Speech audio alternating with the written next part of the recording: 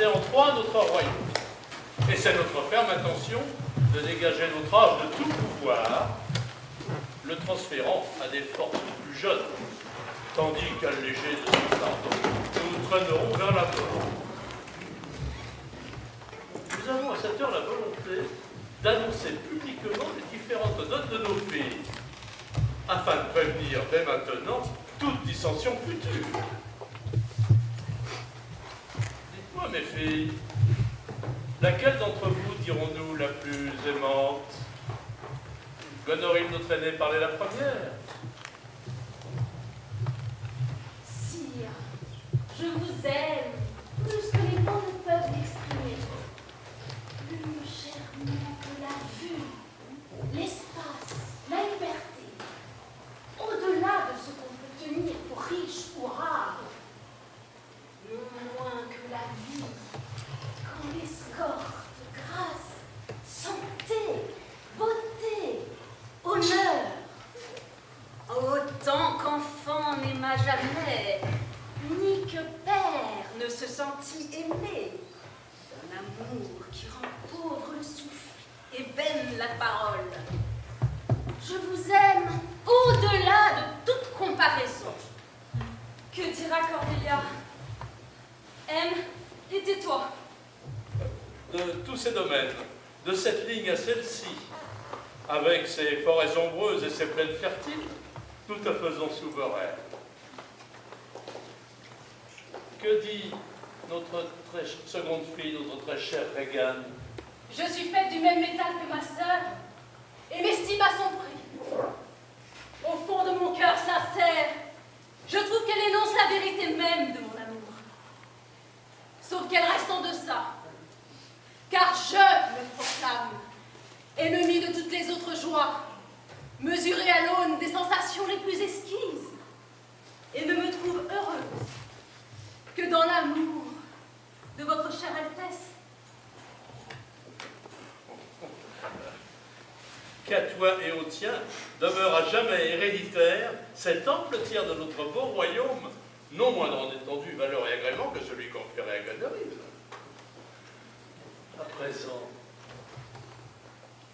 notre joie, bien que notre dernière est la plus petite, que saurez-vous dire pour gagner un tiers plus opulent que celui de vos sœurs? Parlez.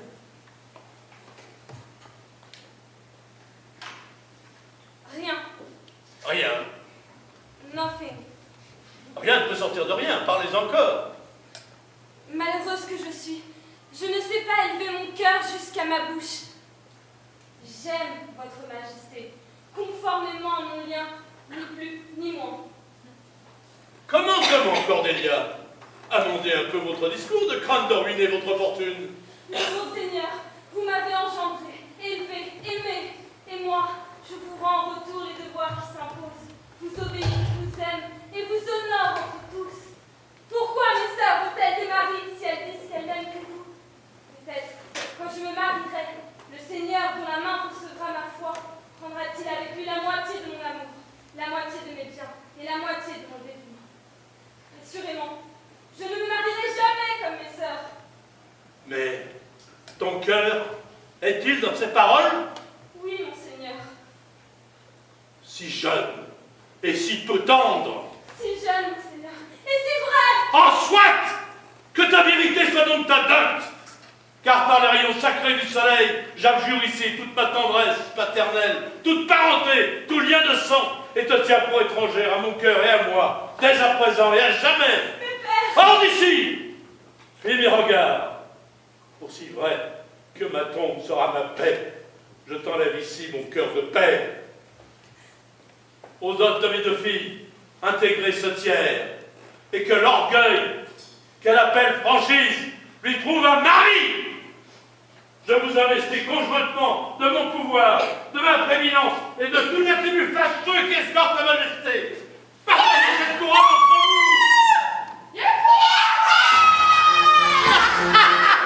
Échec et mat! Bien,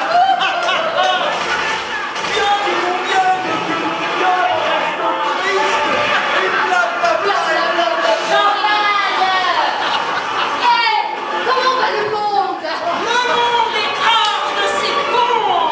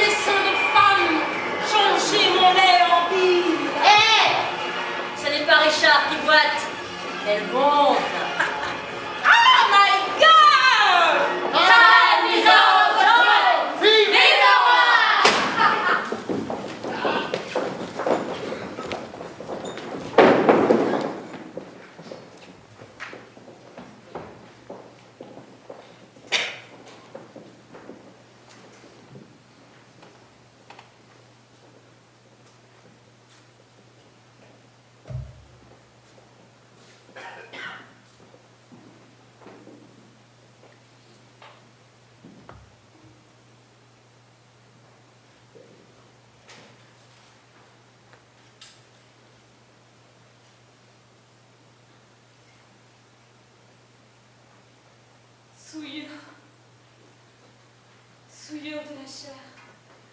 Si elle pouvait se fondre, se dissoudre et se perdre en vapeur.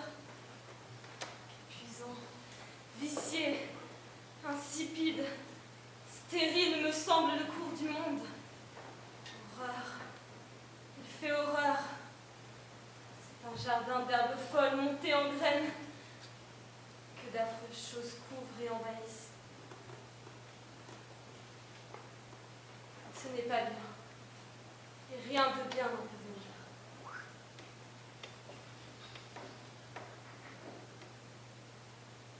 Être ou ne pas être, telle est la question.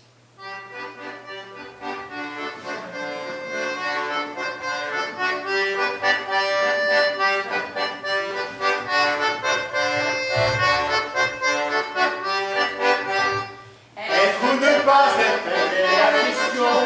Es-tu plus grand pour une âme de souffrir, l'effet les coups d'un sort atroce, ou de s'armer contre le flot de lui faire front, de l'arrêter, mourir, dormir,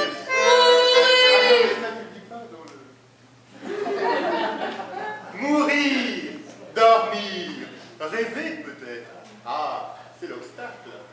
Car ce sommeil demande de t'apporter des raisons ceux qui sont là pour admire. C'est là la pensée de mon malheur, une aussi longue nuit.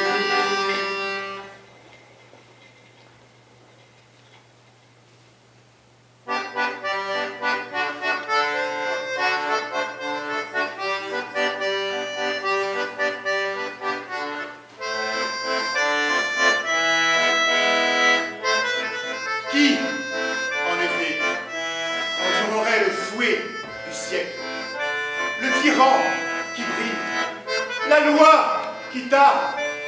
Qui voudrait de ces fardeaux et gémir, échouer une vie de chien? C'est la terreur de quelque chose après la mort.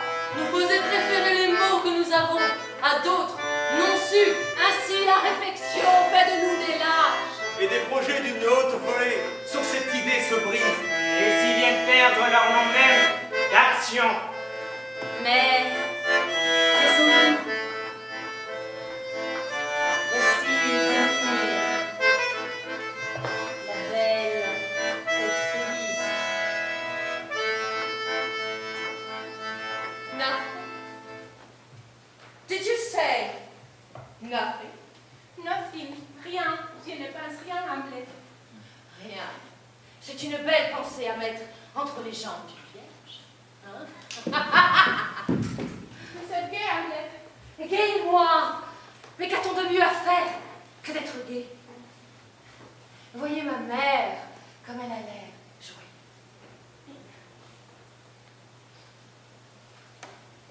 Et pourtant, il n'y a pas 2 heures que mon père est mort. Le Danemark est une prison, et rien de bien n'en peut venir. Les gâteaux du repas funèbre ont été servis froids au festin des noces. Je vous ai vraiment aimé. C'est vrai que vous me l'avez fait croire. Eh bien, vous n'auriez pas dû me croire parce que je ne vous aimais pas. Asseyez-vous. Asseyez-vous. Vous ne bougerez pas. Tant que je n'ai présenté à vos yeux le miroir, vous pourrez plonger jusqu'au fond de vous. Dieu vous a donné un visage et vous vous en faites un autre. Vous minaudez, vous ésayez, vous vous trémoussez, vous donnez des surnoms aux êtres que Dieu a créés. Allez, c'est fini pour moi. Tout cela qui m'a rendu fou. Va au couvent! Va au couvent, au bordel! Entends-tu? Qu'il n'y ait plus de mariage! Voilà ce que je dis.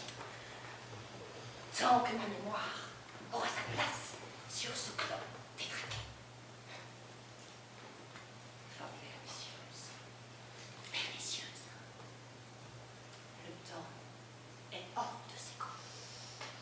Mais c'est à moi de le rétablir. Adieu. Notre pièce est finie. Et le reste, silence. Tiens, un rat. Sorry.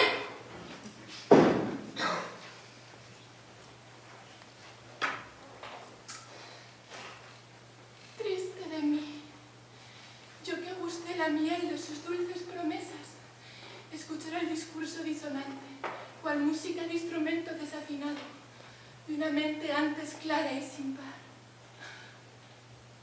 Demasiada agua derramada ya. Deja de llorar. Deja de llorar. Deja de llorar.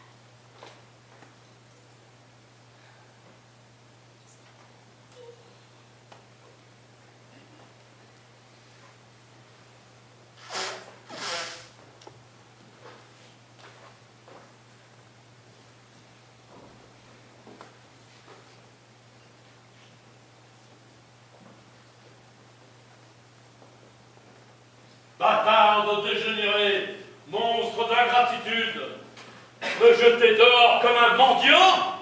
Mon oncle, je vais t'apprendre un discours. Tu veux bien? Ah oui, vas-y. N'avoue pas tout ce que tu as. Ne dis pas tout ce que tu sais. Prête moins que tu ne peux. Va à cheval, plus qu'à pied. Vérifie avant d'être dupe. Risque moins que tu ne possèdes. Et laisse tomber le vin et les putes. Ah non. Reste bien sage au coin de ton feu. Et tu auras plus que de reines dans ton jeu, mon vieux. Plus que ou plus que? Ah, plus que, moi je pense. Plus que. Mais c'est plus que. Non, c'est plus que, moi j'arrive. Plus que. Excusez-moi. Plus que.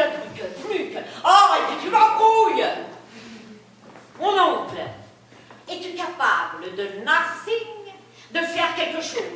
Un diable non, mon garçon, de rien on ne peut rien faire. Eh bien, justement, c'est à cela que s'élève le revenu de tes clercs.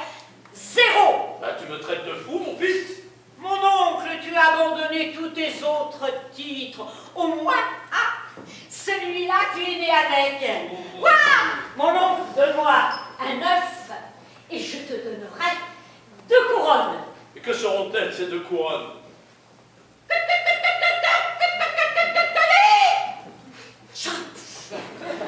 Chaff. Quand j'aurai coupé l'œuf en 2 et gobé le jaune, tchoup tchoup, eh ben tu auras 2 couronnes. 2 couronnes. Quand tu fondis la tienne par le milieu pour en donner les 2 moitiés, tu pris ton cheval sur le dos pour lui éviter de marcher dans la boue. Mais tu n'avais guère d'esprit sous ta couronne de chauve lorsque tu as abandonné ta couronne d'or. C'est ça. Jamais les fous n'ont eu moins de chance, car les sages sont fous alignés. Aujourd'hui se torturent les ménages pour les singer. Marot, depuis quand débordes-tu de chansons? Depuis que tu as fait de tes filles tes mères, Oh. tu as baissé ta culotte. Mon oncle, je ne voudrais pas être dans ta peau. Tu as appelé ton esprit des 2 côtés, et rien laissé au milieu. Tiens, justement, voilà une de tes pelules. Allons-nous-en. Oh, c'est certain. Je n'irai pas plus loin dans cette affaire. Il m'a couvert d'honneur. L'espoir dont tu t'es revêtu était donc ivre? Aurais-tu peur d'être le même en vaillance que tu l'es en désir? Veux-tu vivre en lâche à ton propre regard, laissant je n'ose pas l'emporter sur je voudrais? J'ai nourri mes enfants. Je sais combien il est tendre cet amour pour le bébé qui prend le lait. Il aurait pu me sourire au visage. Je l'aurais arraché de ma poitrine. Je lui aurais crapouillé le crâne si j'avais fait le serment que vous-même vous avez fait. Et si nous échouons? Nous n'échouerons pas. Tenez.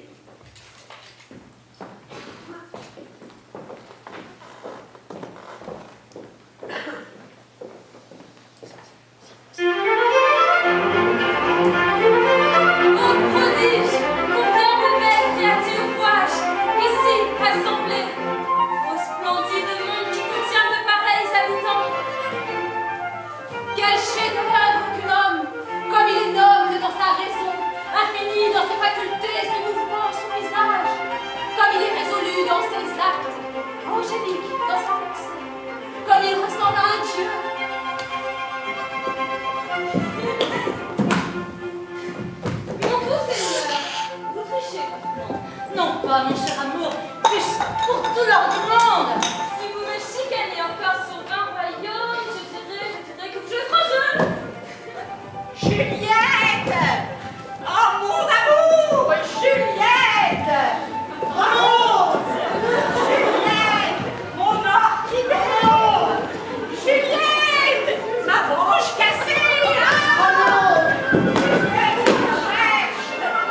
Ah! Juliette! Mais je t'aime! Oh, it is not today! It is only me! Oh, Juliette! I see you are suffering! But it is this fucking rossignol! And I must go! Ah! See you later, Juliette! Have a nice day! I love you!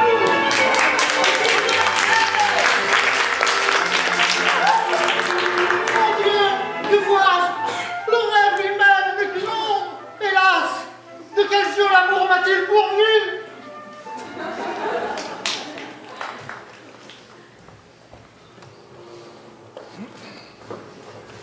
C'est fait.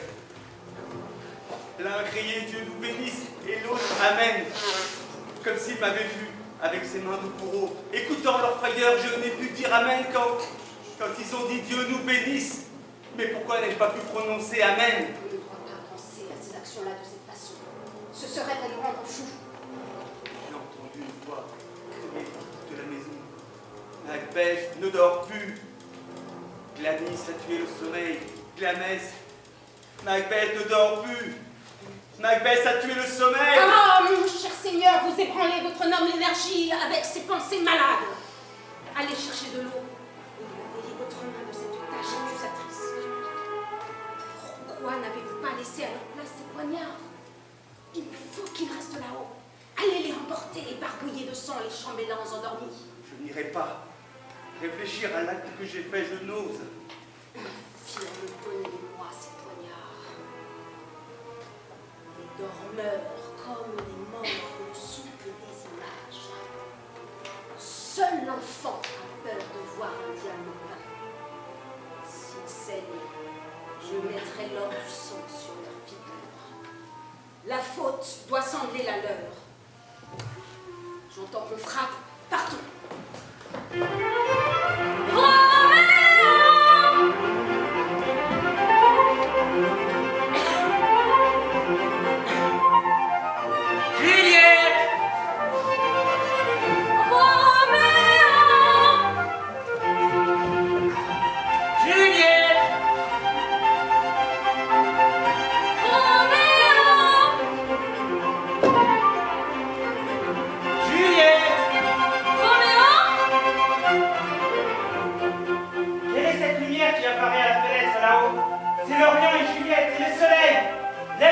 soleil radieux, et tue la lune jalouse, qui est déjà blême et malade, souffrant de voir que toi, sa suivante, tu es de loin plus belle qu'elle.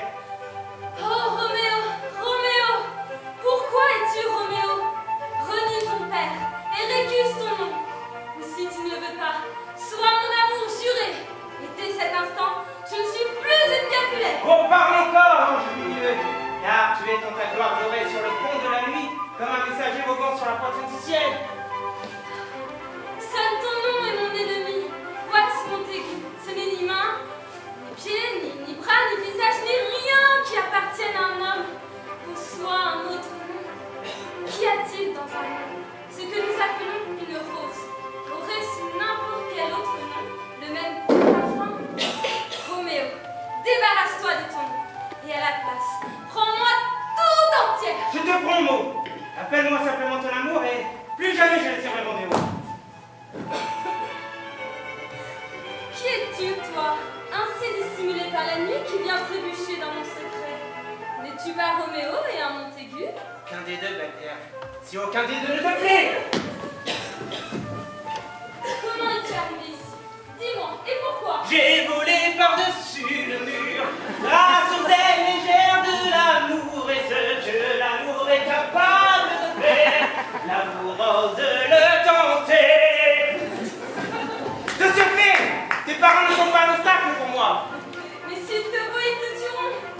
Hélas, il y a plus de péril dans tes yeux que dans une vingtaine de leur épée, mais si tu ne m'aimes pas, je préfère mourir par leur haine qu'attendre la mort sans être aimé de toi.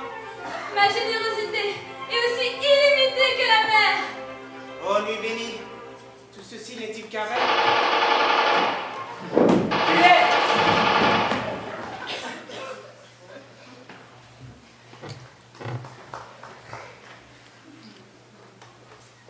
Voici l'hiver de notre déplaisir, qu'un soleil d'York change en été glorieux.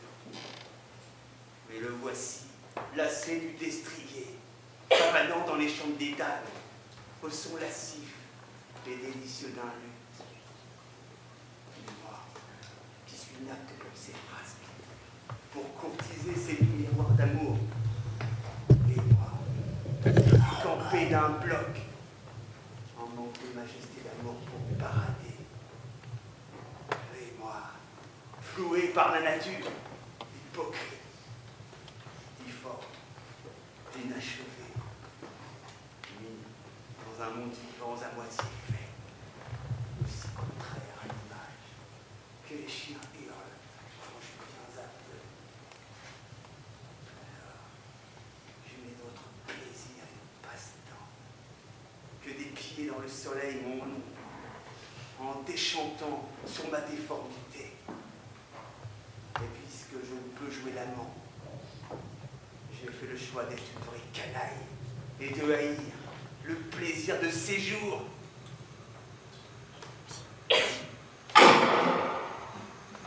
Mon frère Edgar est aussi juste et vrai que je suis moi, faux et subtil. Cette lettre agira et verra mon plan prospérer. Edmond supplantera le légitime Edgar. À présent, Dieu, dressez-vous en faveur des bâtards!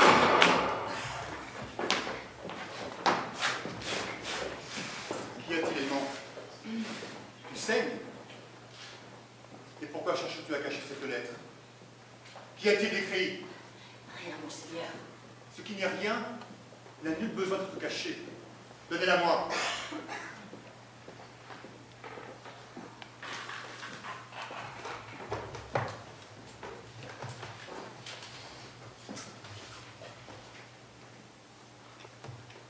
Je commence à voir un absurde et stupide esclavage dans cette oppression d'une tyrannie séduite qui gouverne, non parce qu'elle est puissante, mais parce qu'on la tolère. Si notre Père voulait bien dormir pour toujours, vous jouiriez de la moitié de ses revenus et seriez l'ami bien-aimé de votre frère. Signé Mon oncle, est-ce que tu sais pourquoi on a le nez au milieu de la figure? Pour avoir un œil de chaque côté du nez, comme ça, ce qu'on n'a pas pu sentir, eh bien on peut l'apercevoir. Jeté dehors comme un malpropre. Signé Edgar. Oh, le traître. Traître dénaturé. Traître si bestial. Qu'on me surveille les ports et qu'on envoie partout son signalement dans le royaume.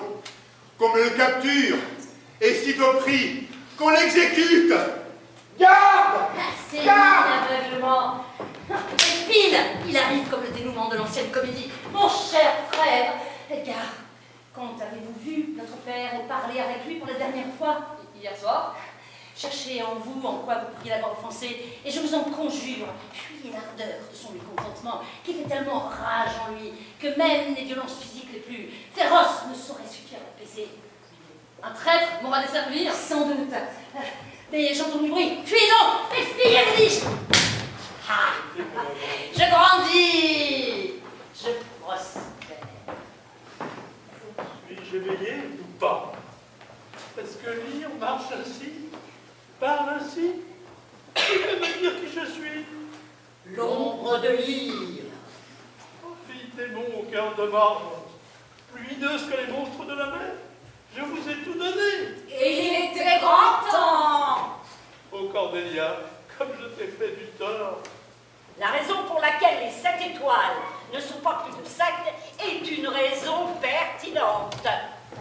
Parce qu'elles ne sont pas 8. Eh ben non, mais tu as tout à fait raison. Ah, tu ferais un bon fou, mon non-non. Ça, c'est bien fait. Ciel clément, fais que je ne sois pas fou. Pas fou. Je ne voudrais pas être fou. Je ne peux pas être fou. Je ne peux pas être fou. Maintenant, moi, Edgar, je ne suis plus rien. Retirons-nous. Il va y avoir de l'orage. C'est sa faute. Il a renoncé lui-même. Ils connaissent le goût de ses folies. Fermons les portes. C'est une nuit farouche. Allons, fuyons. L'orage.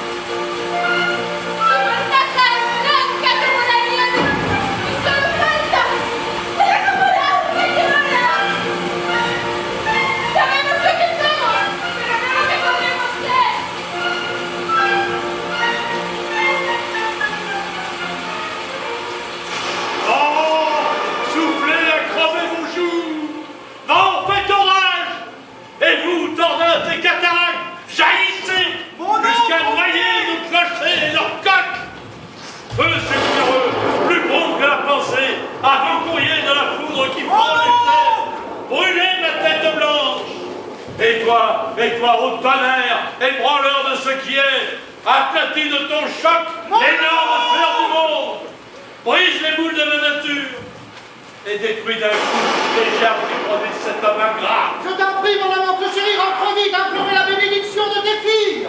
Crache, ventre du ciel, crache tes feux, que ta pluie se démonde. Ni vent, ni pluie, ni tonnerre,